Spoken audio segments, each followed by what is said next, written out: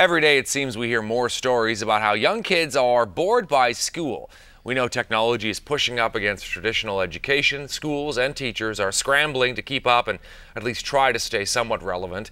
One way to do this might be to use hip-hop and education along with rap, marry the two of them together. Dr. Shirley Steinberg is here with us. So we've talked about this at length in the last couple of years, trying to keep young folks interested in what's going on in their schools and what's behind the idea of incorporating hip-hop and rap into that. Well, one of the ideas is to engage kids. You engage them in the culture that they're most comfortable with. And the majority of kids today listen to hip-hop. All over the world, hip-hop is the language of youth.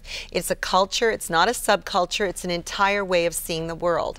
Along with that, we engage kids that are not normally privileged to do sports or to take lessons, that kind of thing, who do use more urban ways of expression like graffiti or hip-hop and rap to express themselves. We take it to the classroom and we incorporate it that way. We're looking at some video of a recent event here in Montreal that brought together a whole bunch of different groups to sort of push this forward and sort of explore what you're talking about. Right. This group here is of 18 and 15-year-old mix of kids from city high schools in Montreal. These kids are from Côte-de-Neige area. They go to a drop-in center called Maison des Jeunes.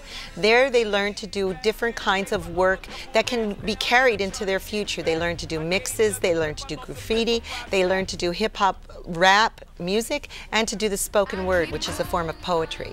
Okay, now you know a lot about the way the education system is structured, and you're a critic of it to a certain extent. How practical is it to try to incorporate this kind of thing into a formal educational system? Incredibly practical, because it doesn't cost anything. That's the thing, is if you don't have computers, you don't have anything. This is an urban form of expression, meaning it doesn't cost anything because people in the urban areas traditionally don't have a lot of resources.